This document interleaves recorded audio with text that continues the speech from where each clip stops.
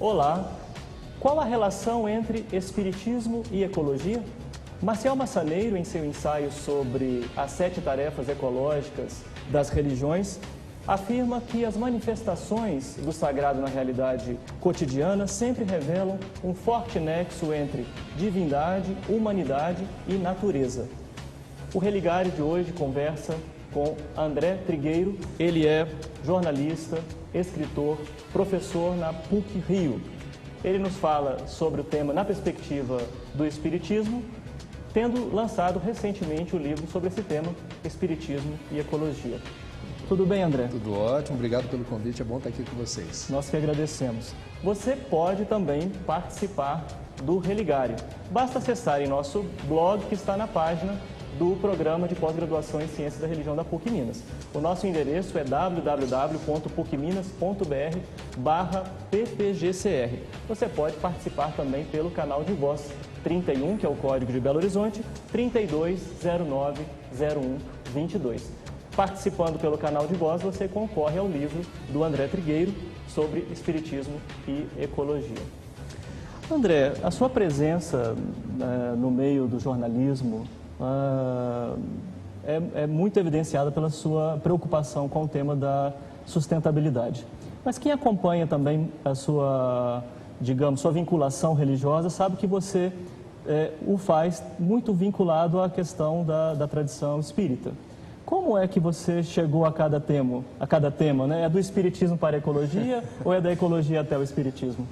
Bom, cronologicamente eu sou espírita há 22 anos e sou jornalista formado há 21. Há 17 anos, como jornalista, cobri a Conferência da ONU sobre Meio Ambiente e Desenvolvimento, a Rio 92, que foi um divisor de águas na minha vida pessoal e profissional. A partir da Rio 92, eu procurei buscar, fora do jornalismo, uma formação técnica, uma formação específica dentro dos assuntos da sustentabilidade. E de 10 anos para cá, concomitantemente, eu venho fazendo palestras em centros espíritas. E no ano de 2004, um companheiro já desencarnado, Luiz Antônio Mileco, musicoterapeuta, escritor, me convidou para fazer uma palestra sobre ecologia e paz. E foi a primeira vez que eu me dei conta de que, na minha opinião, o assunto ecologia, meio ambiente, sustentabilidade, quando tratado em boa parte das instituições espíritas, era uma abordagem um tanto periférica, um tanto marginal. Não havia propriamente nas instituições espíritas uma abordagem direta, como o tema proposto a mim sugeria. Isso me obrigou a estudar esse assunto. Então, de 6 anos para cá, eu venho procurando, acho que o livro Espiritismo e Ecologia nasce a partir desse convite, a demanda de um trabalho que era uma palestra sobre ecologia e paz e a descoberta encantadora dos pontos de convergência entre a filosofia espiritualista encerrada na doutrina espírita e as ciências ecológicas. Não só na tradição espírita, mas em outras tradições, eu vejo que você levanta esse tema no seu livro, uma expressão forte bom, eu estou aqui nessa experiência religiosa para cuidar do espírito é o que vale, ou como você levanta também um outro tema, estou aqui de passagem. São temas, bom, que podemos encontrar na tradição espírita, também em outras tradições, em que isso acaba sendo, digamos, um empecilho para o engajamento nas questões ecológicas. Quando se fala que a verdadeira vida é a vida espiritual, isso não é propriamente algo dito apenas na doutrina espírita, como você bem frisou, existe, em boa parte dos casos, uma certa confusão. Como se a vida espiritual só começasse efetivamente a partir do momento em que o corpo deixa de existir vivo, se transforma em outra coisa. Portanto, na minha opinião, eu compartilho no livro essa impressão, nós somos espíritos que animamos corpos, e não corpos que animamos espíritos. Já vivemos uma vida espiritual, com todas as limitações impostas pela condição de encarnados. Mas, quando a gente fala de vida espiritual, assim me parece, nós estamos preconizando valores, atitudes que remetem a cuidados imperecíveis, ao trato dos assuntos, a uma ética, a uma moral que remeta à transcendência, que nós acreditamos que seja um fato, e isso não é consensual. Então, boa parte dos religiosos entende que a passagem pela Terra se resume a um preparativo para uma vida fora da Terra. E uma vida verdadeira. Que seria... E aí a questão que eu estou trazendo é a seguinte, até sob esse ponto de vista, nós precisamos nos dar conta de que há um legado, há um cuidado que a gente precisa ter desde já em relação ao destino espiritual que nos aguarda, vinculado a hábitos, comportamentos e decisões, escolhas que nós assumimos desde já. Como diz um ex-ministro da Cultura e ainda famoso e importante músico e compositor, o melhor lugar do mundo é aqui e agora. A vida espiritual acontece desde já. E a gente pode e deve cuidar do espírito encarnado. Quando não fazemos desse jeito, a tendência é tratarmos dos assuntos terrenos com uma certa leniência, imperícia, irresponsabilidade, desprezo. E eu não consigo imaginar um Deus que, ao preparar esse planeta para nos acolher, entre outras espécies, que a gente apenas se preocupe aqui em cuidar da vida futura. A gente tem que cuidar não apenas da vida presente, mas das melhores condições que tornem a vida presente agradável e sustentável. Sim. Falar sobre espiritismo, sobre ecologia, nos remete, de certa forma, ao surgimento dessas duas perspectivas, o século XIX. Século que produziu não só esses dois termos, como outros termos importantes, outras escolas, como a psicanálise, o evolucionismo, etc. Qual a relação que você vê desse momento vivido pelo século XIX que tenha facilitado o surgimento do termo ecologia e também da codificação espírita? Na origem, você já vê uma preocupação comum entre essas duas perspectivas? Eu vejo a partir dos seus fundadores, dois neologismos, duas palavras novas, designando dois olhares muito específicos sobre a realidade que nos cerca e que tem em comum a visão sistêmica. Ou seja, quando a gente pega o espiritismo, que foi codificado por um discípulo de Pestalozzi, que estudou em Verdun, na Suíça, a melhor escola da Europa à época, poliglota, mestre em ciências, interessado nos assuntos do magnetismo, professor Hippolyte Léon Denisard Rivail, homem de ciências, com reputação. Até hoje, na França, alguns livros didáticos dele são citados ou lembrados como importantes, como projetos pedagógicos eficientes. Num país vizinho, que é a Alemanha e França, países fronteiriços, numa diferença de 9 anos, um naturalista alemão, Ernst Haeckel, preocupado em olhar para a natureza como um conjunto de fenômenos interligados e interdependentes que interagem o tempo todo. É uma visão revolucionária e sistêmica. Ambos defendem o evolucionismo de Darwin ou aceitam como uma tese importante, que naquela época não era para qualquer um divergir na Europa dos ditames da Igreja Católica, que defendia ainda o criacionismo. Eles têm isso em comum. São dois homens de ciência e que defendem um olhar sistêmico sobre a realidade que nos cerca.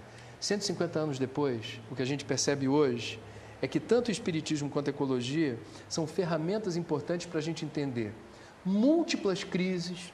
É a crise financeira e econômica, é a crise social da desigualdade, é a crise ambiental, uma crise ética. Não se resolvem essas crises com decretos ou medidas provisórias. Elas, em certa medida, se intercomunicam, elas se misturam e elas não são resolvidas pontualmente porque elas estão intrinsecamente ligadas. Resolvê-las demanda um exercício de um olhar sobre a realidade que nos cerca, que perceba essa realidade de forma sistêmica. É a contribuição do espiritismo, é a contribuição da ecologia. 150 anos depois, são assuntos que se tornam cada vez mais importantes e úteis. Sim. Você falou antes de ética do cuidado, fala agora de uma nova visão, uma visão sistêmica. Falando, enfim, do efeito disso no âmbito da economia, de uma crítica ao materialismo, naquele tempo que se faz atual hoje, como é que você vê a posição tanto do discurso espírita quanto das discussões no âmbito da ecologia? Absoluta sinergia em relação a uma crítica contundente aos valores prevalentes na sociedade de consumo, consumir por consumir. O consumo favorece a vida, todos nós consumimos, precisamos disso. O consumismo remete ao excesso, ao desperdício e à depredação dos recursos naturais. O planeta é um só, os recursos são finitos. Por dia, somos mais de 200 mil tripulantes nessa nave azul. Por ano, 73 milhões. Somos hoje mais de 6,7 bilhões de pessoas no planeta, que é um só. Os recursos são finitos. Ou a gente repensa modelo e a sociedade de consumo não se preocupa com sustentabilidade, que é sinônimo de equilíbrio. É saber usar para não faltar. É a ética da sobrevivência.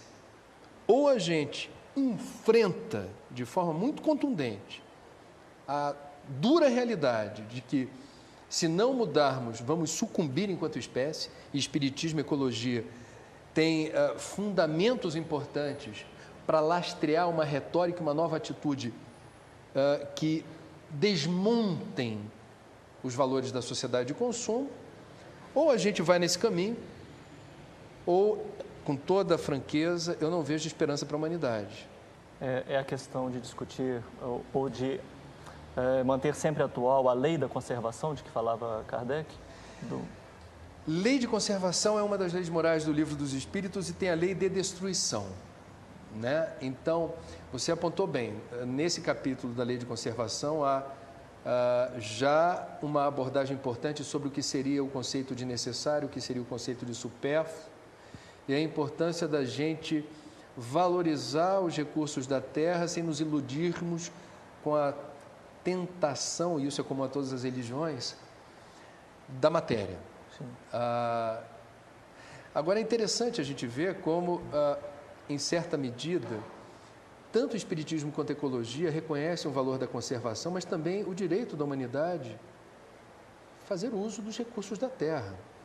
Porque às vezes o discurso conservacionista, dependendo do caso, sugere uma intocabilidade de certos santuários ecológicos e naturais, o que é pertinente em alguns casos, mas não para todos. Então, eu entendo que sustentabilidade, que é a palavra da moda e que encerra hoje um novo paradigma, que políticos, empresários, igrejas, ONGs perseguem, estão muito bem colocados nas ciências ecológicas e na doutrina espírita, que tem origem 50 anos atrás, 150. Ok. Eu converso no Religário de hoje com André Trigueiro sobre o tema Espiritismo e Ecologia. Vamos para uma breve pausa, voltamos daqui a pouco. Até já.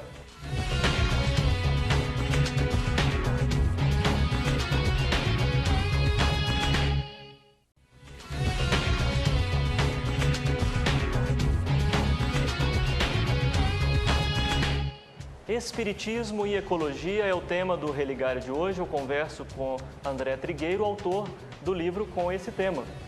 André Trigueiro é jornalista, escritor, professor na PUC-Rio. Bem, nós falamos sobre vários temas, André, no primeiro bloco, sobre o que implica esta relação. A formação de uma consciência planetária, ela deveria ser mais defendida pelas religiões? Acho que sim, existe uma tendência ao homocentrismo, né? No caso, por exemplo, das tradições cristãs, nós somos feitos à imagem e semelhança do Pai, ou em certas passagens da Gênese, onde nós teríamos a tutela do planeta e poderíamos explorar a nosso bel prazer, dominar os bichos, os peixes, as aves do céu, e a gente parece, levando isso ao pé da letra, consolidar um pensamento que remete a uma atitude muito egoísta e que não corresponde à realidade sistêmica de que, ponto 1, nós somos feitos dos mesmos elementos que compõem o planeta. Se o planeta adoece, nós adoecemos juntos. Nós somos feitos de água, nós somos feitos de terra, nós somos feitos de ar e dependemos da luz, do sol, do calor, do fogo, para que haja vida na Terra. Então, planeta saudável é a condição para uma humanidade saudável. Segundo ponto, quando a gente fala de equilíbrio ecológico, a gente está reconhecendo, e a ciência já avançou nessa direção, mas as religiões, parte delas talvez ainda não tenha alcançado isso, que é a ética é a ética do respeito em relação a outras espécies que, por mais desprezíveis que possam parecer, são de fundamental importância para a vitalidade dos ecossistemas que suprem a humanidade daquilo que ela necessita, de matéria-prima e energia. Uma colega minha do Cerrado, jornalista, ganhou um prêmio anos atrás por conseguir demonstrar, ela na verdade conseguiu explicar o trabalho de um cientista que monitorou manada de anta no Cerrado. Veja que injustiça a gente comete quando, querendo pejorativamente denegrir a imagem de alguém, chama alguém de anta. A anta era absolutamente fundamental na resiliência e na vitalidade do ecossistema.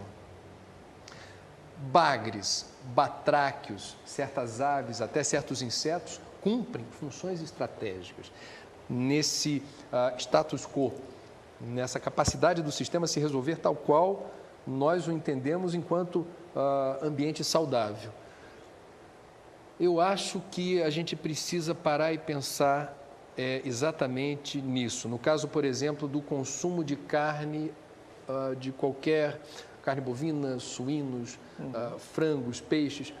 Eu, por exemplo, no livro defendo que, se é necessário que façamos uso de carne para nos alimentarmos, que façamos esse abate, eliminando ao máximo, usando todo o estoque de sabedoria, de ciência, de tecnologia, para reduzir ao máximo dor, sofrimento e crueldade, na dimensão ética mais religiosa que existe. Sim. Aliás, algumas tradições já realizam esse cuidado na cozinha, na gastronomia, porque entendem nas criaturas a presença do sagrado, também são filhos de Deus e também merecem respeito. Sim. Então, eu acho que a gente precisa rever certos conceitos homocêntricos, claro, em relação a nós no centro do planeta. Tudo que existe no planeta existe em função de nós. É uma nova consciência também nesse sentido. E é uma consciência necessária para nós.